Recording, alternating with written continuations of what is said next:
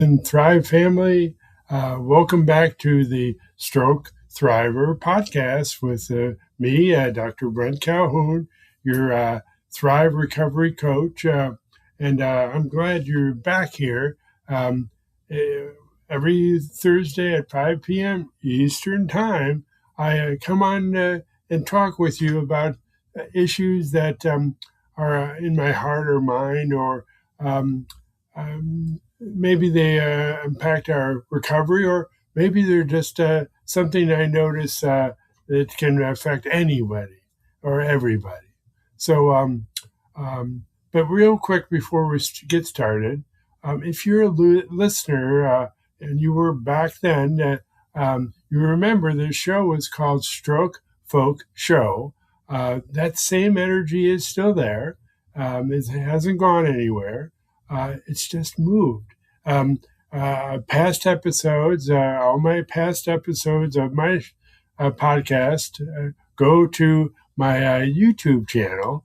And the way you get to that, it's at sign Stroke Thrivors, and that's V as in victory, O-R. And if you want to check out, want to listen to some oldies but goodies, you can listen to them. You can download them if you're. I think you can if you're a YouTube member. But anyways, check it out. So people will often ask me, why do I do this show every single week? Well, I do it for a lot of reasons, but I can think of three reasons. The first is repetition and practice, and showing up week after week after week. First of all, I make a commitment, and second of all, it's really good that I practice. Way back when the first stroke took on my speech center, I developed aphasia, a speech difficulty, and I practice religiously. So there's no showing up. There's no substitute for showing up and practicing my speech, and so it keeps my mind sharp, and it probably keeps yours. So I can think of two. Second reason is I'm a naturally curious person, and when I find something that I find fascinating, I want to share it with you.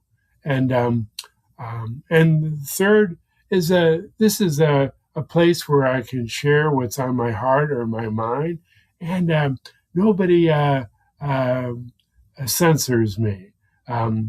The amazing thing about the internet is it's a wild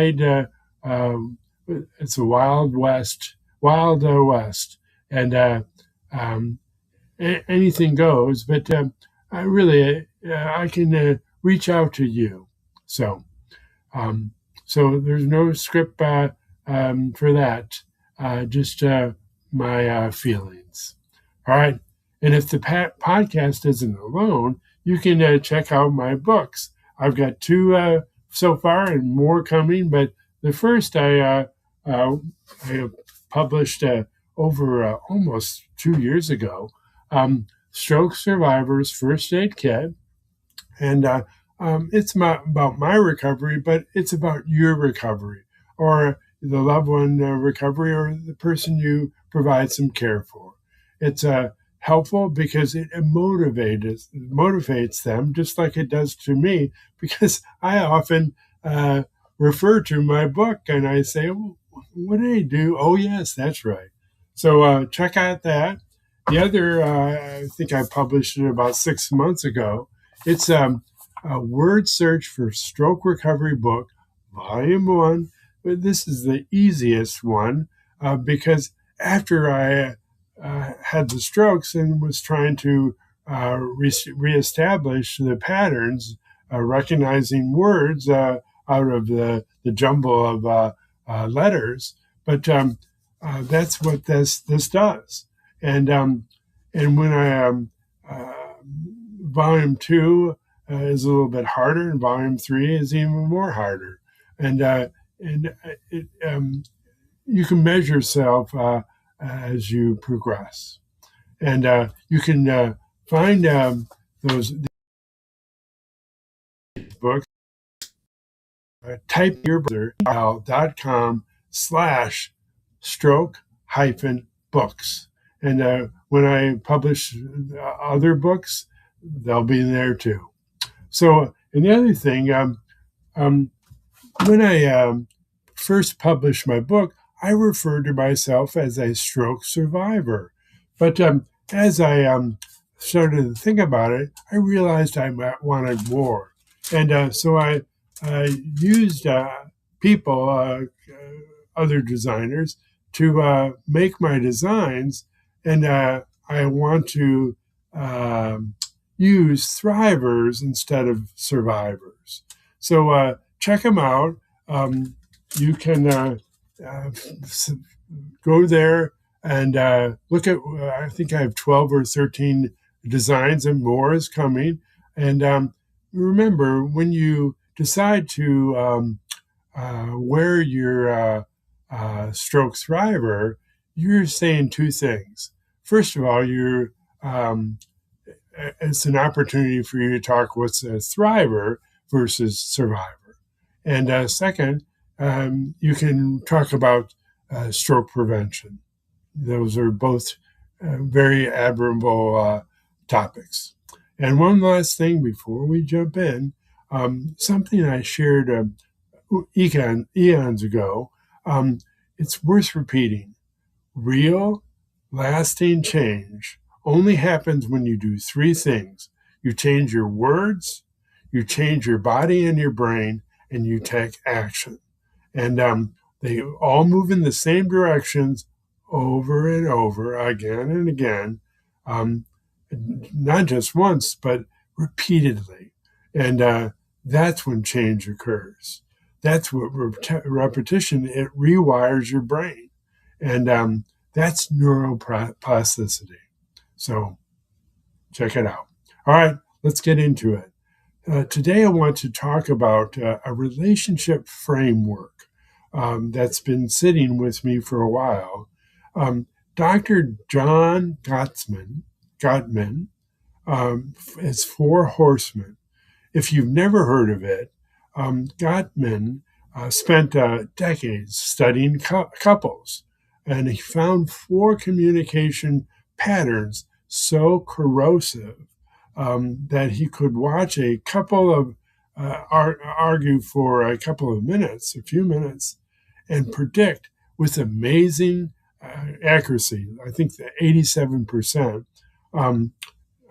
he would find that these people would either stay together or they would separate. So, but here's why I'm bringing it up here specifically. Every single one of these four horsemen shows up differently after a stroke, but they're still there. And if you don't know that, you'll misread what's happening between you and the person you love.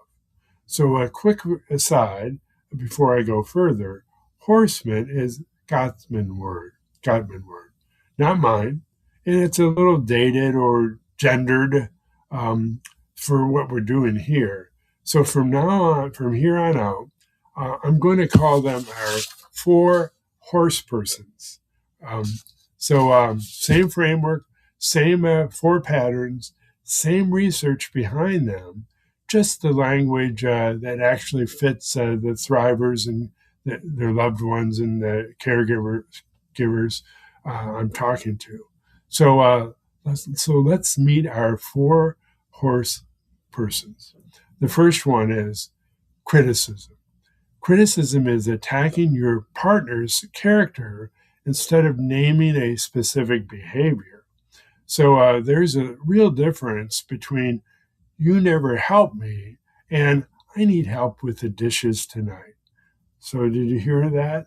One thing is an indictment of who someone is. The other is a request. After a stroke, criticism gets a sharper edge because it often lands on things nobody chose. So you're so slow, or you never listen anymore, except it's not indifference. It's aphasia. It's delaying processing delay. It's a brain doing its best with damaged wiring. So when criticism shows up here, it quietly shames a thriver for symptoms they were never within their control. Think about what this does over months, over years. So being blamed again and again for the very thing you're fighting hardest against. It's exhausting to be criticized for a fight you're already in. Just think about that. Hear me, please. That kind of criticism doesn't motivate anyone. It just adds another layer of grief on top of an already heavy load. So the antidote is what Gottman called gentle startup. So it leads with an I statement and a specific need instead of a character judgment.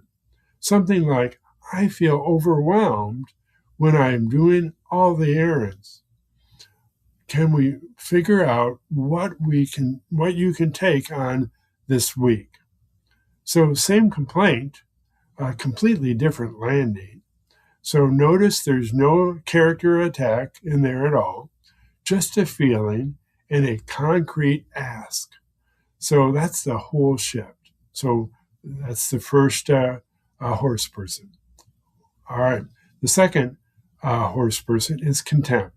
It is Gottman's research flags as the single strongest predictor of divorce. It's called mockery, eye rolling, sarcasm, name calling are just some of the things that contempt shows up. It's not just frustration, it's disgust. It's a message of superiority. So after a stroke, contempt shows up in some of the most painful ways I hear about. Sighing at repeated words, which was during an aphasia episode, which I do. Mocking a shaking hand, because I can't get it up there, but I try.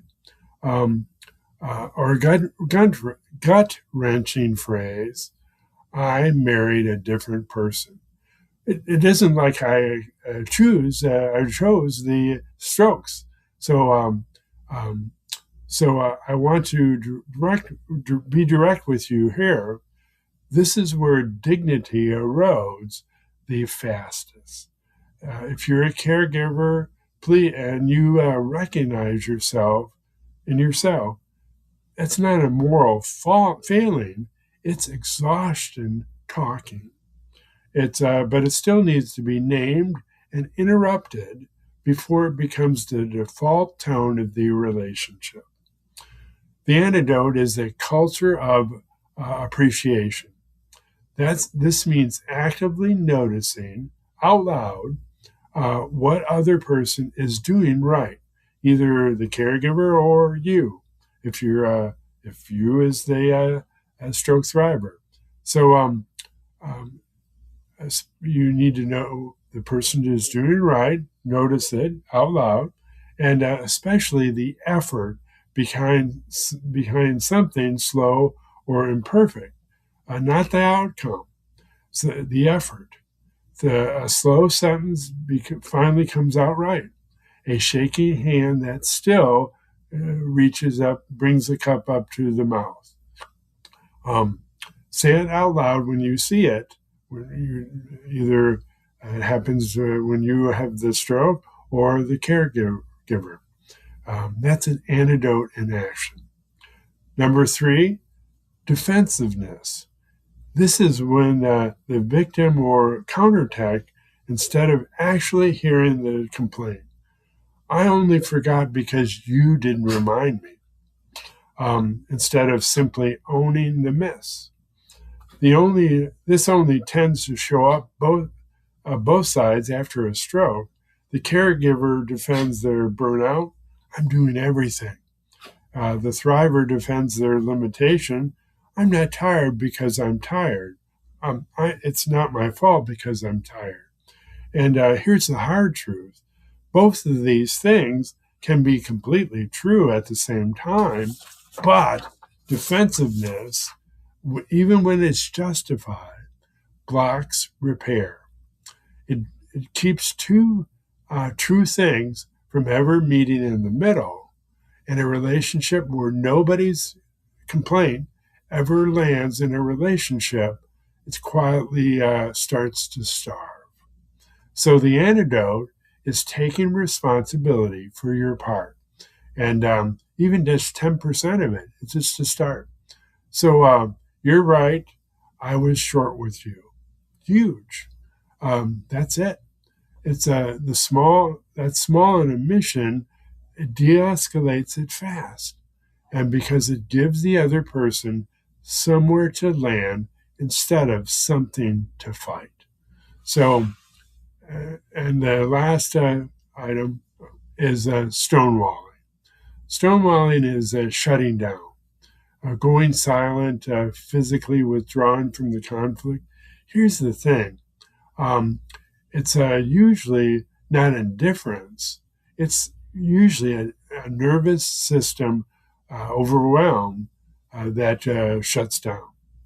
So this is the horse person I most want you to hear clearly today because it's relevant to stroke recovery.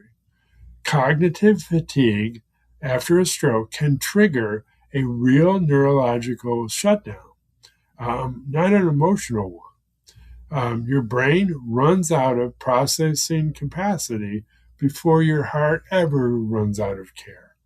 So that distinction matters because a thriver who goes quiet mid-conversation or after the other person makes their point, it's not checked out.